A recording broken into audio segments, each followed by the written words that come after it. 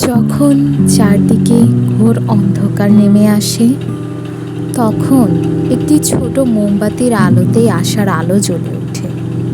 ঠিক তেমনি জীবনে যখন মনে হয় আপনি চেষ্টা করেও পারলেন না, সব কিছু শেষ হয়ে গেছে, চারপাশের মানুষ আপনাকে ছেড়ে চলে যাচ্ছে কিংবা আপনাকে দোষারোপ করছে, তখন নিজেকে খুব একা আর অসহায় মনে হয় আর কোনো মানুষের সাথে মিশবই না, নিজেকে একটা ঘরে বন্দি করে রাখি। কিন্তু ভেবে দেখেছেন কি এতে আসলে কার ক্ষতি হচ্ছে? কারণ যারা আপনাকে কষ্ট দিয়েছে তারা তো তাদের মতো করে জীবন চালিয়ে যাচ্ছে। তাহলে কেন নিজের কোমল হৃদয়কে আপনি এত আঘাত করবেন? ভেবে দেখুন না, যখন হঠাৎ বিদ্যুৎ চলে যায় তখন কি কেউ দেশের অপর প্রান্ত থেকে এসে আপনার ঘরে আলো জ্বালিয়ে দেয়?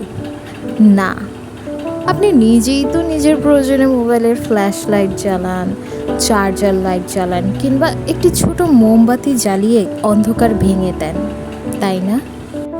তাহলে জীবনের অন্ধকারেও কেন নিজেকে নিভিয়ে রাখবেন?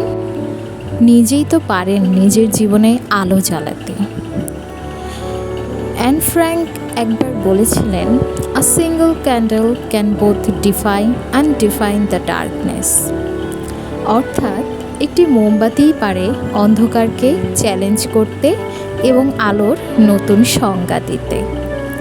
তাই জীবনের প্রতিকূলতায় ভেঙে পড়বেন না, নিজেকেই নিজের ঢাল বানান, নিজেকেই নিজের আলো বানান।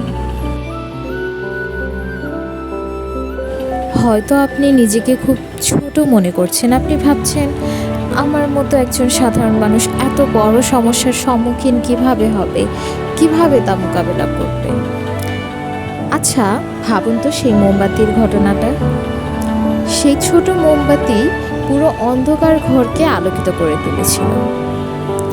আপনার হাসি, আপনার সাহস, আপনার আশা, এসবই আপনার আলোর উৎস।